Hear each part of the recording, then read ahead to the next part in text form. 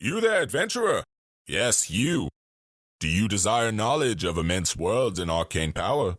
A codex of untold stories and lore? Or perhaps simply easy listening for your daily commute? Then feast your eyes, or, more accurately, ears, upon Dungeonpedia.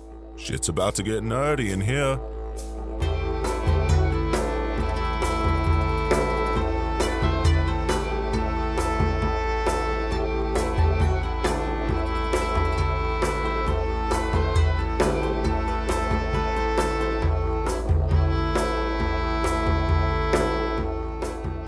Hello everyone, and welcome to Dungeonpedia, an exploration into the lore of Dungeons & Dragons. We're your hosts, Lou and Markel. Taylor Stanfield. And I'm Travis Peasley.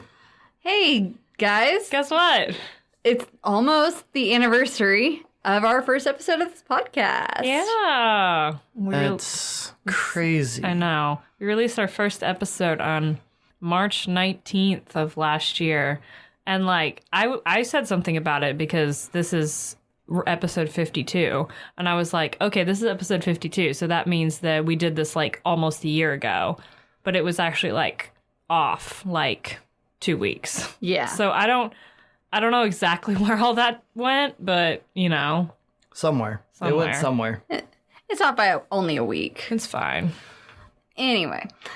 Well, No, I just tried to do math. We're not gonna we're not gonna do that. in the lead up to our anniversary episode, I'm going to conclude our final episode on Celestials. Wow. Ooh.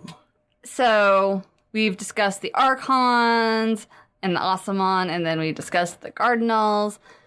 This week, to discuss the Celestial Eladrin, we're going to have to begin right in the middle of it all. Great. Yeah. In media res. Not the beginning, but the middle. Yeah. I mean, Okay. Because sometimes you start there. I'm finally going to be able to properly explain the distinctions between Eladrin. Oh, It's thank finally God. time, y'all. Oh, thank God, it's finally here. We made it, guys. It's been a hard one, but It's been so long. I finally stumbled upon the subject that would actually bring me to the meaningful distinction, and turns out it actually was doing research on Eladrin, and that brought me to the distinction between Eladrin. Who knew? Thank you, Taylor, for going where I could not. So, in December of 2007 and January of 2008, Wizards of the Coast began releasing accessory previews as a sort of glimpse behind the curtain into the making of the upcoming 4th edition. The January accessory was called Wizards Presents Worlds and Monsters. It contained essays and explorations of the world, and included some commentary on some of the decision-making. Bad. Sorry. I didn't mean to sound so unimpressed when I made that noise a minute ago, but it just kind of reminded me of how I felt before some movies came out, and how hopeful I felt, and then after those movies came out, and I was like, huh. Well, and something I thought about when I was doing this research was, and this is not to throw away all of our proper nitpickings that are very valid about 4th edition, but I realized 4th edition was really Wizards' first time releasing an entire new edition, because 3.5 was just an expansion of 3rd edition, which TSR released. That's, you know what? That's fair. And it definitely feels like they were trying to do their own thing and they went too far. And then also, to their credit, I feel like with 5th edition, they addressed what I imagine were a lot of complaints that people had. Yes. Okay, you know what? That's fair. I never actually thought about it that way. Yeah. Yeah, she pointed that out to me earlier whenever she was finishing up, and I was like, didn't think about that until now. Yeah, like I said, not to throw away all of our valid criticisms We're so valid, guys. and everyone else's valid criticisms that we have just simply been reiterating on this podcast, but That is something to keep in mind. yeah. I think. And it helps that now I know about these books because it kind of shows the thoughts that went into these decision making. That was not grammatically correct, but we're going to roll with it. I had the thought that was not a very nice thing to call the Wizards of the Coast staff that made 4th edition, but, Stupid. I'm sorry. So, direct quote, in 3rd edition D&D, Eladrins were a kind of celestial being designed by dividing up the alignment pie among the divine servants. The warrior archons were lawful good, the animal-headed Gardenals were neutral good, and the Eladrins got the chaotic good slice of the pie. We knew that we no longer wanted to design monsters according to that rubric. Good aligned creatures can be useful, but D&D simply doesn't need that many of them. Okay. So they took some of the existing good aligned monsters that had like really interesting designs, and they wanted to like preserve the idea and improve upon it. Most of the Eladrins fell into that category. As they were trying to figure out what to do with them, they, noted the fact that they all look fey. Mm-hmm. And this led to the natural association with the Feywild. Mm-hmm. In 3rd edition, many Fae are mischievous but intrinsically good, although they begin to move away from that later. But for the new edition, they discarded the notion in favor of one more in sync with like traditional fairy tales and like folklore, where Fae can be beautiful, happy, and kind, but they can also be capricious and vindictive and cold and follow their own mysterious codes of conduct. Mm-hmm. They're their own people, and it says dealing with fairy folk is always a gamble. So they took all of those ideas and incorporated the old celestial Eladrin and the original folklore of fairy tales and created the Eladrin that we see today in 4th and 5th edition, basically the ancestral roots of elves. Okay. So, there you have it. Prior to 4th edition, all Eladrin are celestial, and afterwards, all Eladrin are mortal fae, the living ancestors of prime plane elves. Cool. All right. Well, there's your explanation. Thank you, Taylor. You're very welcome. Thank you. It only took a year. Hey, I mean... Almost. You found it.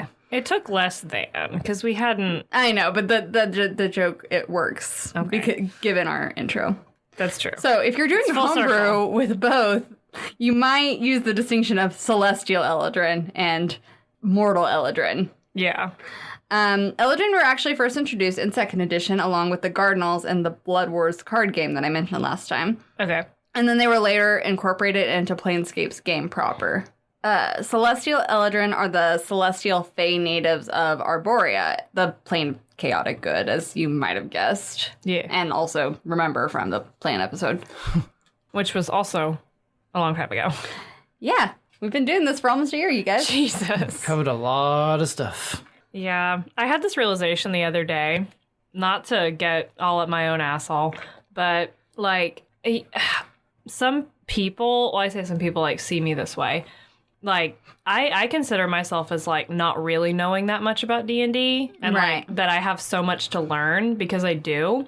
But then I realized that, like, to some people, I'm the D&D person. Yeah. And someone also pointed out to me that I basically have a resume about knowing a lot about Dungeons and Dragons. And I'm like, huh, I guess I do. Well, the funny thing is, it's, like, a live, rapidly expanding resume. Yeah. Yeah. But I was like, huh, I guess I do know more than the average person about Dungeons and Dragons. Weird. I don't know how to feel about being the D&D person for some people. Well, you look like the D&D person, so congratulations. Thank you. You're welcome. Okay. Anyway, sorry, sidebar over. That just reminded me of that. So, Eladrin are wild and free, defending goodness and freedom wherever it is threatened. You get the idea. Yeah. Although the individual types of Eladrins are diverse in power and appearance, as a race, they're creatures of fairy grace, quickness, and beauty. Eladrin fall into 2 categories, lesser and greater, which, is a shitty thing to, like, be called, but whatever. Yeah, but, that's a popular convention. Yeah. To call things, so... Lesser Eladrin rarely leave Arborea, but greater Eladrin can be found anywhere, pretty much. Ooh. Yeah. In 2nd edition's Planescape Monstrous Appendium... hold on. Monstrous Appendium? Because that's what you almost said. I did almost say that, but you know what? Fuck 2nd edition and their long-ass naming conventions. Am I right or am I right? Personally, I prefer the Monster Compendix. Shut up. No, I mean, I'm mostly making fun of Dungeons & Dragons. I'm not making fun of you. Because they really went there with the names. Planescape Monstrous Appendix 2. Lesser Eladrin are vulnerable to weapons of cold raw iron and suffer double damage dice from any cold iron weapon. I think this has something to do with old folklore fairy tales. Oh, yeah. Because of iron and fairies. I've heard that one in a lot of pop culture. But this kind of goes away in 3rd edition and so on. And how do you kill them? Normally. Yes, actually. It's interesting to note that they die. They're not really immortal. They're usually, though there have been cases of Saloon, the Moon goddess, turning a soul into an Eladrin. They're usually born to Eladrin parents and live Eladrin lives, like ridiculously long and effectively immortal, but you can kill them. But they can still die. Yeah. Huh. So yes, you kill them normally. Yeah. Which is also kind of like the ancient elven people. Yeah. They're mortal, but they live for a very long time. It definitely doesn't make it any more confusing. As we go on from 2nd edition, they start getting closer and closer to elves until, like I said, 4th edition, it just breaks off. Celestial Eladrin, fuck off. And then mortal Eladrin are the living ancestors of the elves. Okay, so if a cold iron weapon is enchanted, the Eladrins ignore the double damage. The magic spoils the baneful properties of the blade. Oh, that's fun. Yeah. Okay, that's weird. Well, and that's I feel like also an interesting contrast from a lot of the time. You have enemies that can only be hurt by magical weapons. And then, yeah. In this case, it's like you don't want to use a magical weapon. Exactly. That's fun. Greater Eladrin don't suffer double damage from a cold iron weapon, but they do suffer normal damage even if the weapon normally couldn't hit them because of a lack of enchantment. Okay. Silver weapons also inflict full damage if they are sufficiently enchanted. Sufficiently enchanted. That is what it said verbatim. I could not figure that out. It has to be sufficiently enchanted. Yours is not enchanted enough. Sorry. This is not sufficient. Don't ask me what that means. I'm just telling you it's not sufficient. Lesser Eladrin can travel to any of the upper planes, like the good planes. Mm-hmm. And Greater Eladrin can travel to any plane they want. So it really is a better and worse situation. It's not like a different... Yes and no. Like, I will say, as, like, we get into 3rd edition, that distinction kind of goes away. Okay. Like, the lesser and greater. Mm-hmm. It's definitely... I think really what it was is they realized that it didn't serve their needs because while the Asomon and Archons change rate, the Eladrin are like the Cardinals. They remain the same type that they are until they die. That does not surprise me, given that they're the chaotic. Yeah. The ranking and things would not be that important to them. That exactly. So, like, and that's the thing, is I think that in 3rd edition, they realized that lesser and greater ranking didn't really serve the interests of the Eladrin, and they kind of did away with it. So, Eladrin are required to veil themselves when traveling in prime material plane worlds. It's a law that prevents Eladrin from revealing their true nature except under the direst of circumstances. It takes on a guise of a creature native to the world it is journeying in, such as a human or an elf. I would pick elf because it's close to what you look like already. And also just because, like, duh. Yeah. Should an Eladrin violate its veil, it has to return to Arborea for 1,001 years before walking the prime material worlds again. 1,001. These rules are mentioned in 2nd edition, and then never again. I feel like that's just a very odd and set of rules. Arbitrary set of rules for... Yeah. Well, think about who you're dealing with. It's just why? Why is that a thing? Planescape, in my opinion, had a lot of those arbitrary rules, which sucks because Planescape as a concept was a really cool campaign. I mean, like setting. I feel like Dungeons and Dragons has a lot of arbitrary rules. This is true. Oh, man. They just needed to drive home how much you're not supposed to know that this person is a lesser Eladrin. I mean, you're right, but still. The types, as mentioned before, are sorted into Greater and Lesser Eladrin. Lesser Eladrin are made up of and I actually had Lewin look this up earlier, I forgot how it's supposed to be the pronounced. Corals. Corals? No, that's something else. The Brelani, the Novier, and the Shier. Greater Eladrin are the Fear, the Gaeli, the Sharadi, and the Tulani. Okay. Those words, most of those words mean nothing to me. Correct. Very similar naming conventions for them all. Yes. Very, like elfy. Yeah, very elfy. But short and flowy. And kind of like perky sounding. Yeah. Like, you say them and maybe you get a little pep in your step. The Corals are 2-foot tall, sprite-like Eladrin. Oh my god. Yeah. You didn't tell me some of them were tiny. Now I am. They are literally the tiny category. They have keen senses of humor. They look like tiny, slender elves with long gossamer wings. Aww. They appear in a variety, colors across the spectrum, and they're fond of bright apparel. You remind me of gnomes, kind of. Yeah, they basically look.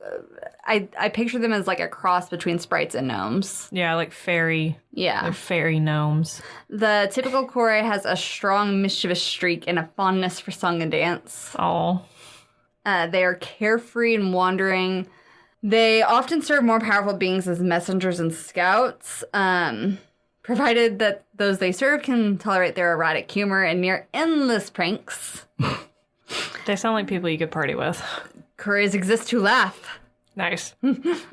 They can also assume the shape of an incorporeal ball of light at will. So, will-o-wisps, basically. Oh, okay. Okay, yeah. My only thought was going back to the Lantern Archons. Yeah. Because I'm trying to find connections somewhere, even though there are none. There are none, because these are the chaotic people and those are the lawful people. Yeah. But I'm still trying. Yeah, like I said, there's just too many fucking cooks in the kitchen. Yeah, well.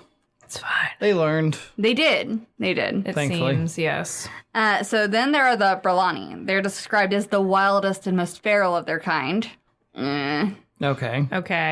They exist from heartbeat to heartbeat in a glorious, never-ending passion.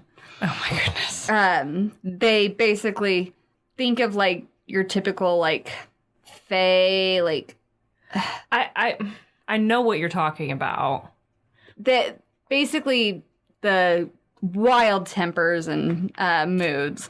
I feel like there's some pop culture example that would be really good, but I can't put my finger on what it is.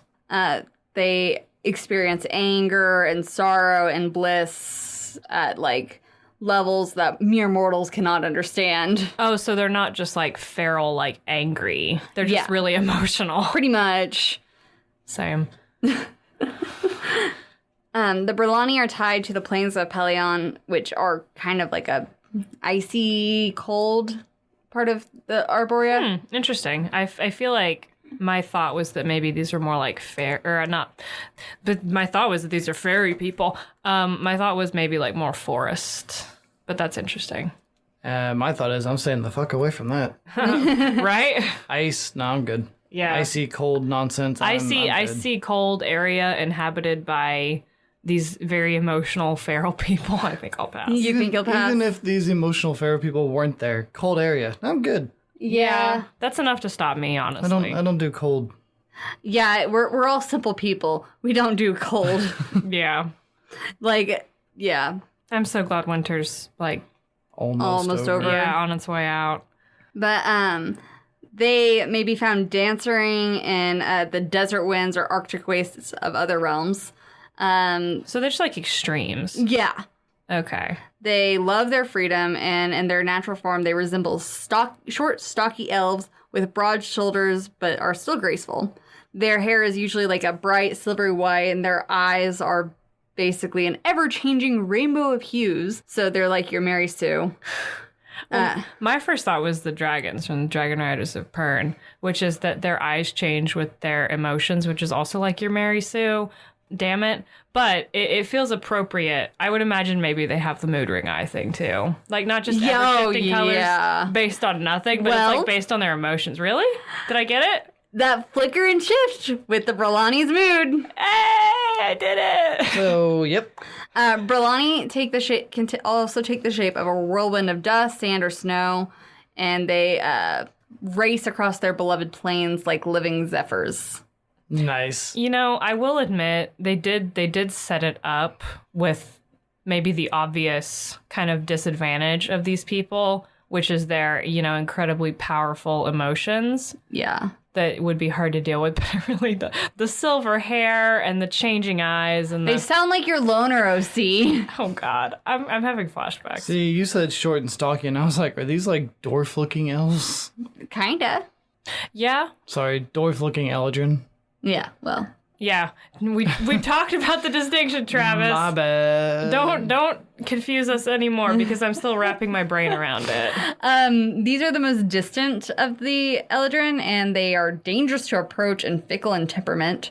You never know if you're going to be treated with wild celebration or an attack of towering rage.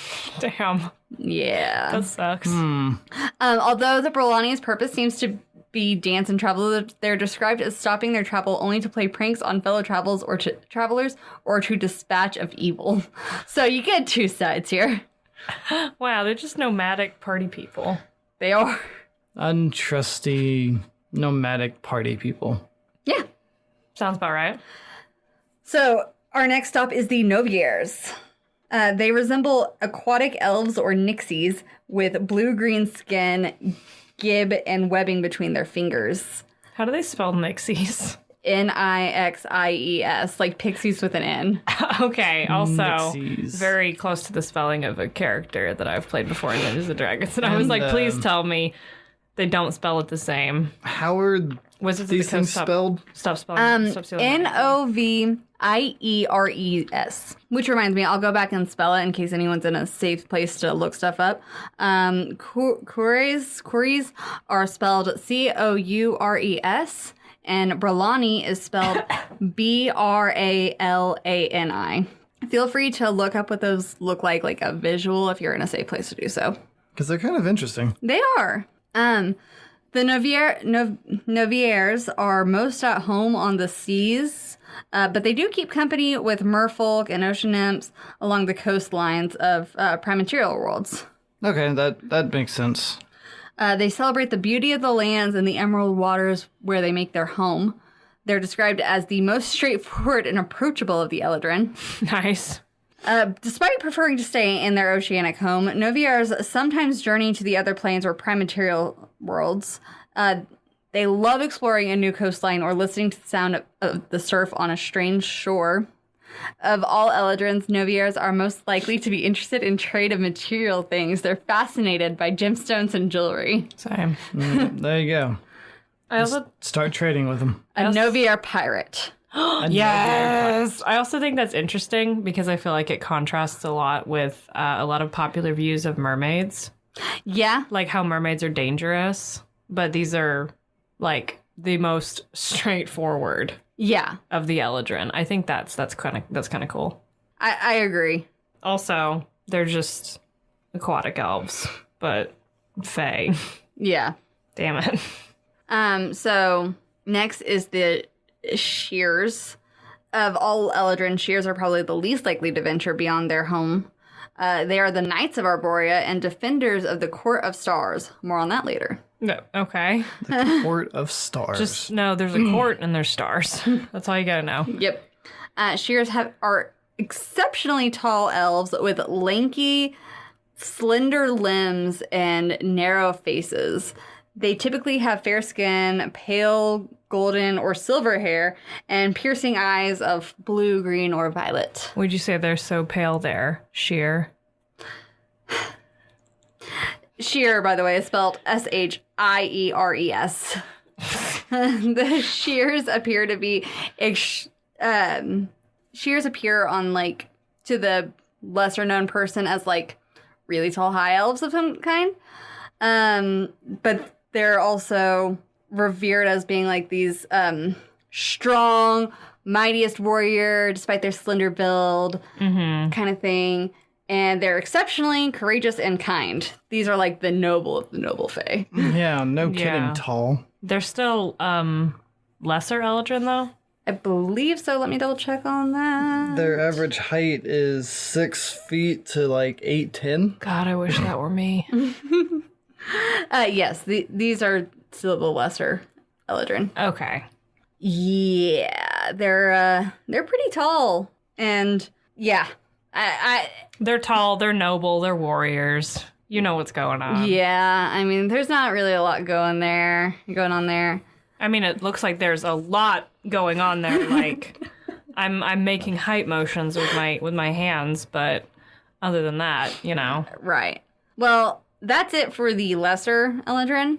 So we're going to move on to the greater Eladrin Ooh. after we take a quick ad break. God damn it. Oh shit! I didn't realize it's already about that time. It's about Well, that time. all right then. Hey everybody, thank you so much for listening to our Eladrin episode, The Last of the Celestials. For now. And Taylor, thank you for finally explaining the distinction between Eladrin and Eladrin. You're welcome. It was very difficult, and I'm glad that we finally got it out of the way. Thank God. We could have, in theory, looked it up months ago, but I'm glad we waited until it came up naturally. That would make too much sense. Yeah, no. If you like this Bass Backwards podcast, please consider contributing to our Patreon at Dungeonpedia, and we have a couple of tiers available where you can even see our notes. Yeah, you can go read the explanation if you're more of a visual reading learner instead of an audio learner. Yeah. See, I said that, and then it made too much sense. Yeah. If you are enjoying this, you can also check out our other Bass Backwards podcast, Projectile Dysfunction, where we play with our friend Jacoby, and we make a lot of Bass Backwards decisions. Yes, I have to pause every time before I say that to rearrange it in my brain. Because you're pretty sure you're going to accidentally say it the right way. Yeah. You can follow us at that Twitter, at ProjectileCast, for updates. And while you're at it, you can follow us here at Dungeonpedia on our Twitter and Instagram, which is just Dungeonpedia. literally just at Dungeonpedia. You can also email us at dungeonpedia.podcast@gmail.com if you have any comments or questions or topic suggestions. We love receiving all emails. Yes, thank you very much. So go for that. We'll look at it and see what we can do. Yeah. You can subscribe to us on whatever platform you listen to us on to get notifications as soon as we post, instead of having to wait for us to post on social media. Also, on whatever platform that you listen on that this is available, we would appreciate it if you left us a review or a rating or both. Those help us stand out. And also, tell your friends who might be curious about Faye and Eladrin. And Eladrin. Yes. If you have any friends that are Confused. curious about those things. Yeah. Thank you to Alexander Nakarada for our theme song, Blacksmith. Heard at the beginning and end of every single episode for the nearly year we have been. Oh my god. Oh my god. Aw. We're changing it next week. Just kidding. No, never. No. No, we're not changing anything. Well, Except for the topic, I guess. yeah, I mean, that'd be boring if we covered the same thing every week. A little bit. That'd be bad. We just chip away at it a little bit. Oh, that'd be terrible. Well, anyway, I think that's it. And thank you for listening to whatever this is. And we're going to get back to talking about the greater Eladrin now. Yeah. Still bad.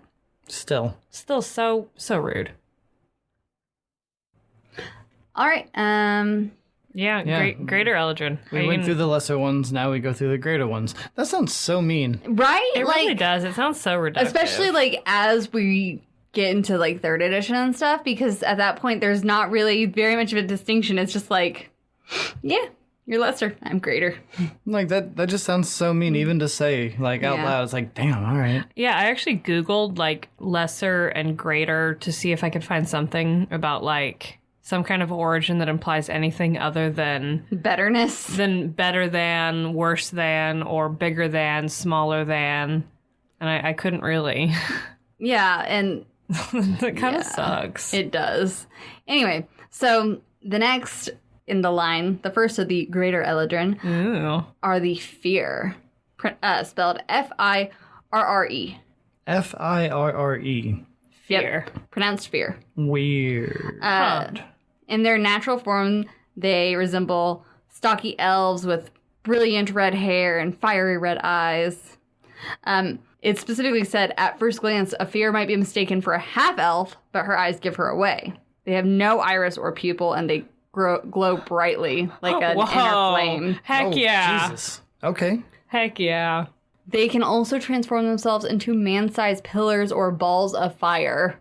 Nice. Man-sized pillars of fire. Yes. So they're the fire elemental. And they can fly in this What? form. What? Yeah. Oh, so just like a glowing ball of fire, just like flying around. Yeah. Or pillar. Or pillar. of fire. Oh, excuse me, I forgot.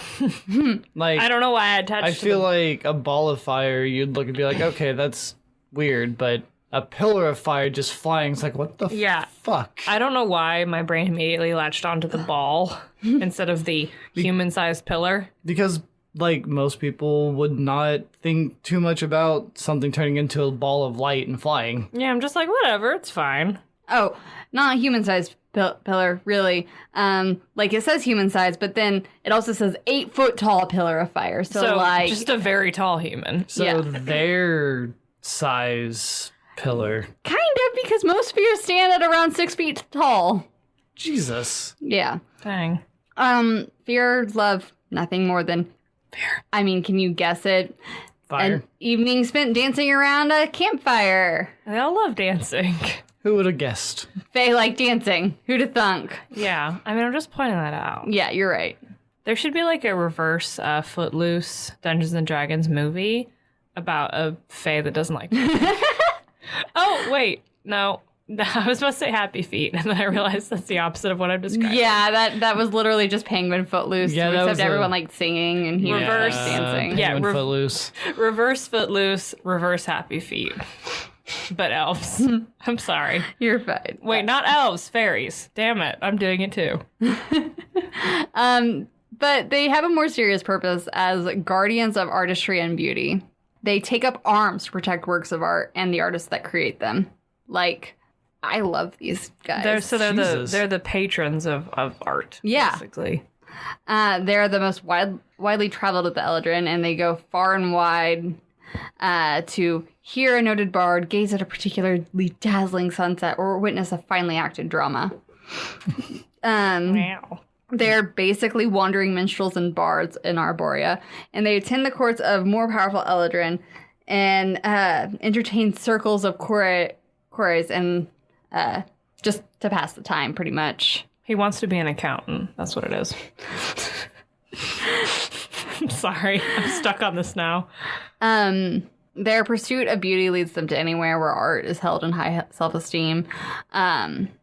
You could run across a fear pretty much anywhere that you would find art.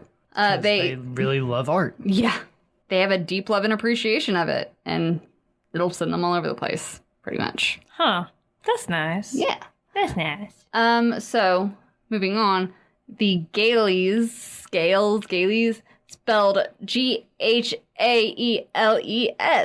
Gahales. Gales. They're the knights errant of the Eladrin. What does that even mean? Knight errant. Knights like a knight with a duty. Let me look that up. Actually, oh my god, you absolute child! I'm sorry. I was trying to be quiet. You didn't have to call me out. Damn it. I'm sorry. I'm actually 12 years old, guys. These mics pick up everything. I was Trust just me. going to cut it out because Taylor was Googling stuff. But then she pointed it out. No, you have to keep it in. I don't have to do anything. Basically, it's a knight that's separated from his world of origin to set off on his own to right wrongs or assert his own chivalric ideals. No, I love when people assert their own ideals. It's my favorite thing. I get what you mean, though. Yeah. Wherever evil or tyranny raises their ugly head, the Gales respond. They tend to work behind the scenes, quietly mustering a resistance and offering guidance to good hearts with the courage to stand against their oppressors. they are really used to taking a backseat, and honestly, they're described as knights, but they feel a little bit more like spies. Yeah. Yeah. They just operate in the background, just chilling. For sure. So you would say that the shears are maybe more of the standing army type. Yeah. But these guys are more of the, we have something specific for you to do, so we're going to send you far away to They're do the that. CIA. Yeah. And you got to know that they have parties in that CIA. Yes. It's weird. Sorry. Gaelies resemble tall, athletic high elves. They could easily be taken for noble elves if not for their pearly, opalescent eyes and radiant aura. Why are they all tall? Radiant aura. Elves. Yeah. Elves are tall. Except for the short, stocky ones, I guess. And also the times in other pieces of fiction when elves are short. Yeah, well. Whatever. They can Gaily can also take the form of an incorporeal globe of eldritch colors, 5 feet in diameter. Eldritch colors? That's what it said. What are eldritch colors? Eldritch colors, I think, are more like dark, like purple, green, Dark, black, like red, I would imagine. Yeah. I always pictured Eldritch being like the darker, like purple and green. Yeah, that makes sense. Basically, I guess otherworldly kind of uncanny colors. Spooky. If you're going off of the dictionary definition of Cool. I'm looking Eldritch. at Lucian's mini and just like imagining. Imagining Lucian's color palette, but in a ball of light. yeah. Anyway. So the greatest of the Eladrin, are the Tulani, which basically are the fairy lords. Their courts are scattered throughout all of Arborea, and they never stay in the same place for more than one night, like the court.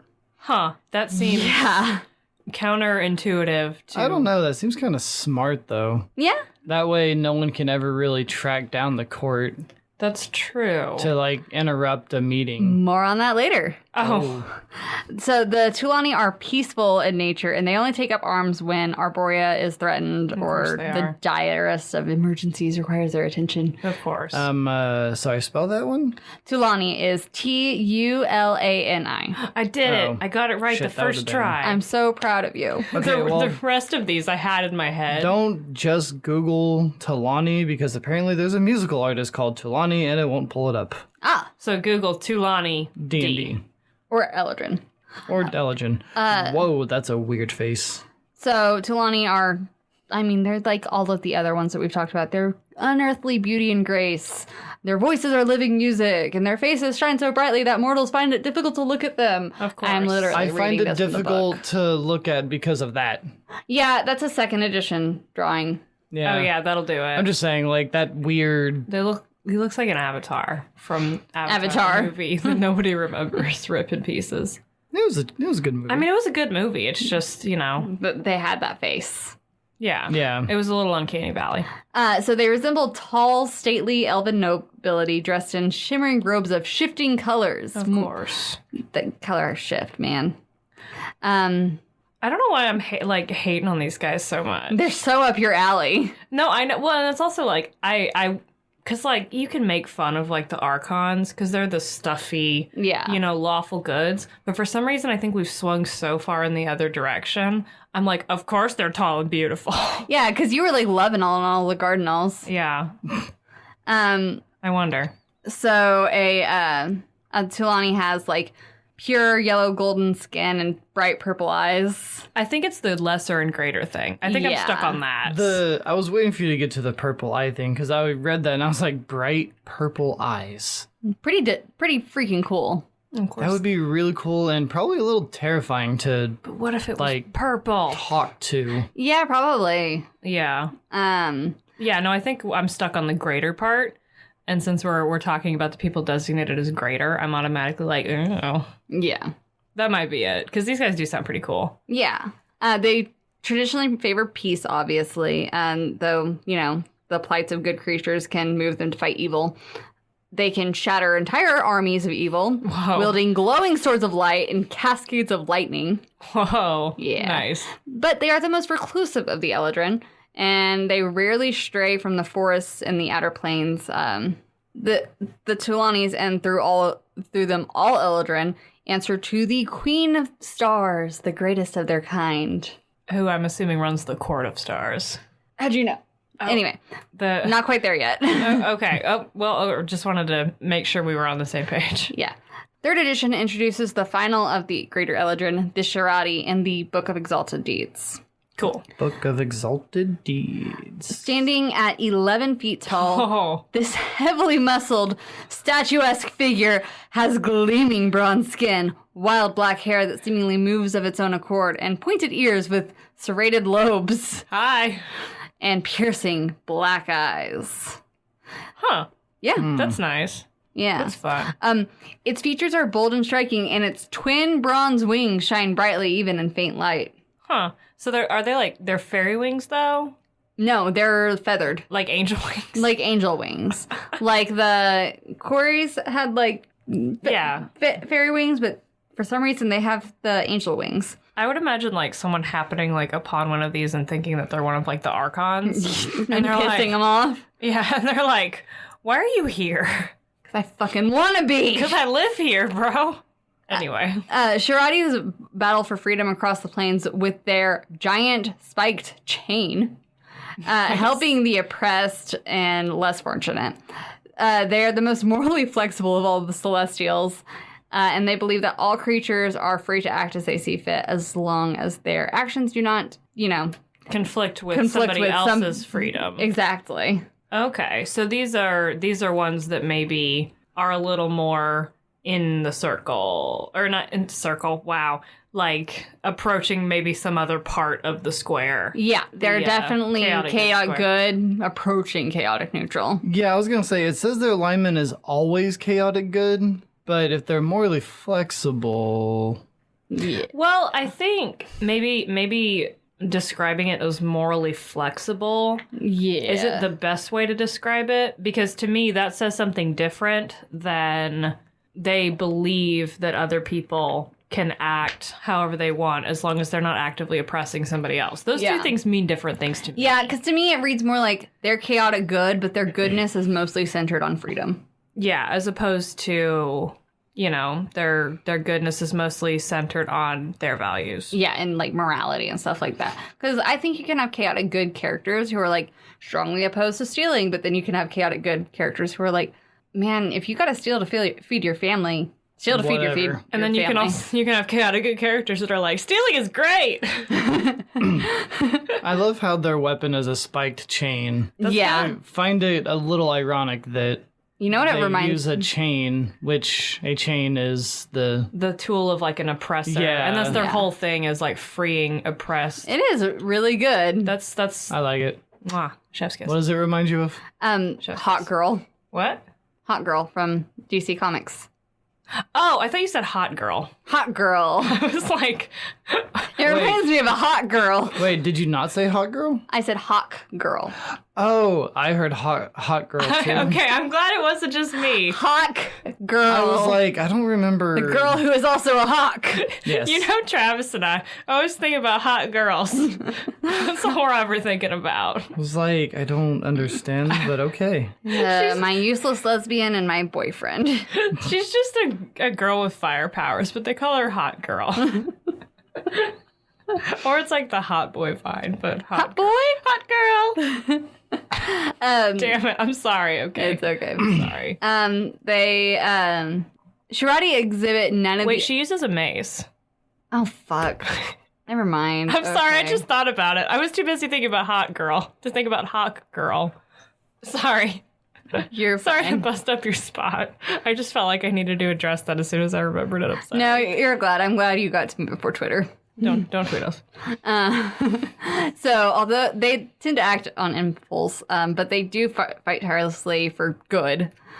Shirati exhibit none of the elf-like frailty of the other Eladrin. Well, see, okay, they say elf-like frailty, but several other of them have been described as stocky and or muscular. Yeah. So are they really that frail? I mean... Their skin is frail? I don't know. Yeah. That's the best I got. They weigh 400 pounds of pure muscle. Jesus Christ. Well, they're also 11 feet tall, so... Yeah.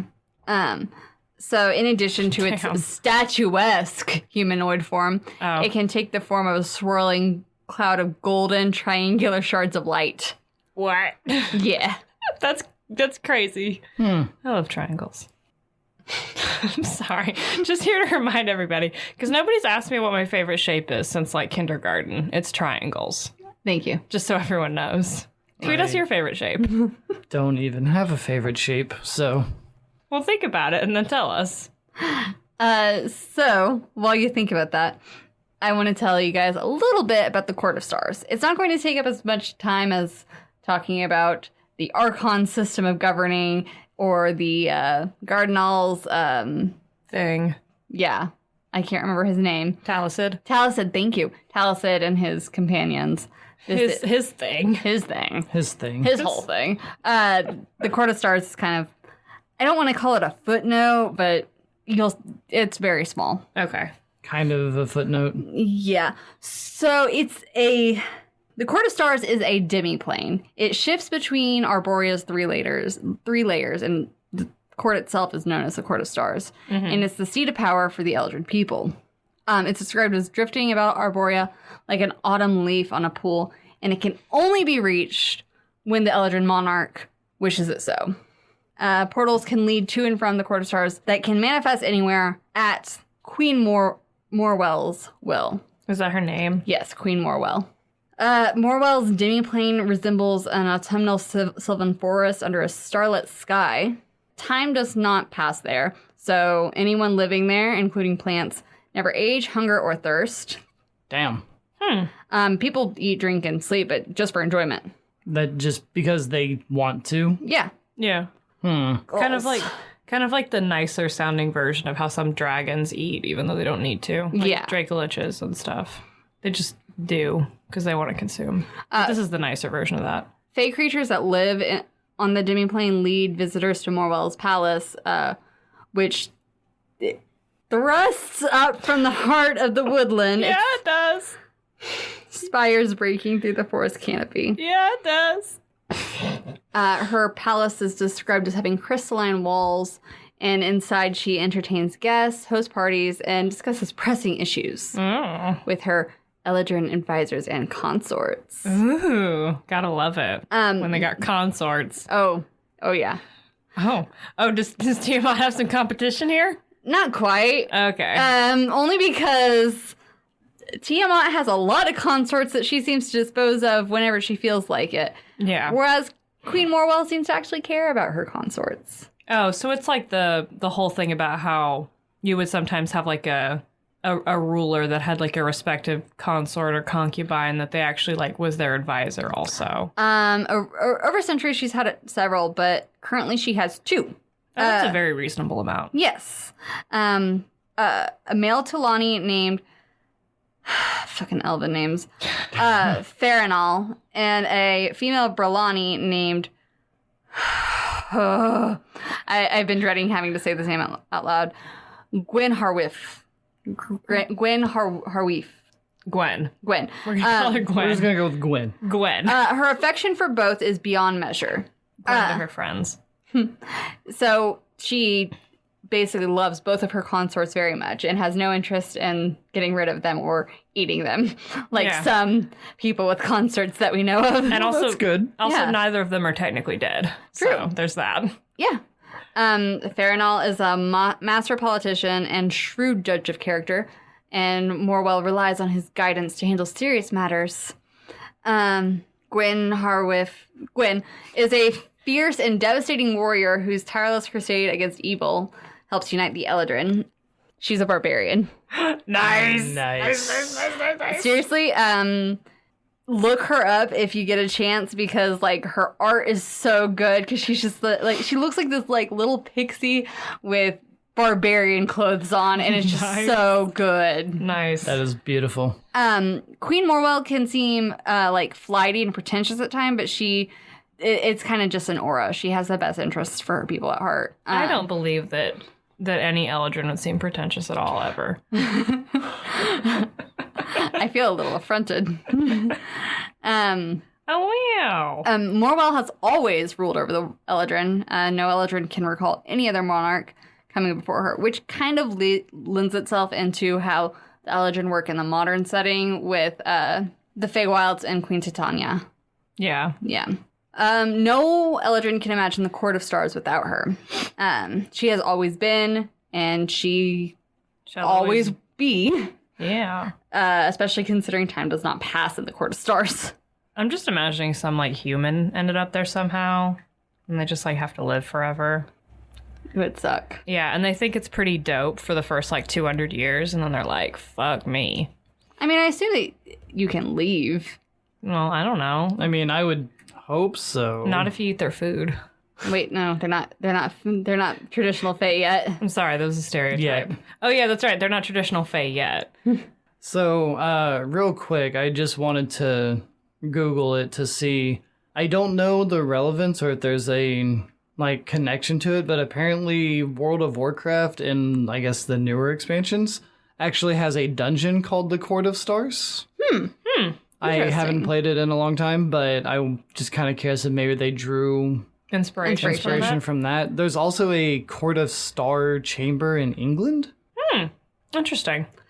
No one dares ask her to reveal her age, though. Well, duh. Morwell never leaves her demiplane, and some people think that if she did, she would just collapse and die. Oh, that's interesting. Because she's been there been forever. Yeah. Yeah. There ain't no damn telling how old she is. Exactly. Though, now I'm curious. How old is she? I don't know. It does not say. Never ask a Fae lady her age. Exactly, because you may not like the answer. She bears a passing resemblance to an elf, although her beauty is awesome and otherworldly. She wears a shimmering mantle of stars that flicker out before touching the ground, and she has a rapier that she likes to, just keep on her person. Yeah, that's a very elegant weapon. Yeah. For an elegant sounding person. It's a very finesse weapon. Yeah. But that's the Court of Stars, pretty much. It's the queen and her two consorts. That just chill there for And ever. all the people she entertains and listens to. The Right. advisors and everything, the politicians that she talks to. I mean, yeah, that is kind of a footnote. Yeah, like I said, I mean, it's very interesting, and, like, I very much love the depiction of Morwell and her two consorts, who are radically different people. Yeah, she's got two distinct types. But It's not like it's, a complicated, setup to where it's like, well, first you're, a white dwarf, and then you move up to a supernova, and then, stupid. Sorry. Anyway, it's not like it's complicated like the lawful good people's. Yeah, no, the lawful good was so complicated. The Archons and their... I'm not looking forward to the lawful evil branch because I know it's probably going to be just as complicated. Oh man, yeah, you're right. But they're also gonna suck because they're evil. Yeah. So it's like... Or they'll be more interesting because they're evil. I guess we'll find out. True. But that's it for this episode. That's it for Celestials for now, honestly. That's kind of all of them. I've mentioned that there are some other types of Celestials. Like, we've talked a little bit about the Quaddles before. Pegasi are considered Celestials. Unicorn. Asuras, I mentioned very briefly, in the Archons were basically pre-Archons that didn't make it. Mm-hmm. All of those kinds of things. But... And then also, like, Aasimar, part Celestial. Right. And any Celestial can Make an Aasimar. It doesn't have to just be the Aasimon or the Archon. Just any Celestial. Pretty much, yeah. Which does give a pretty cool, like, open backstories to where some Aasimar Maybe came your from. dad was a fucking lion. Yeah, a fucking lion. Just like Taliesin. Maybe your dad was Taliesin. Oh, God. He did run around everywhere, go visit his old flames and stuff. He did. So, yeah. That's true.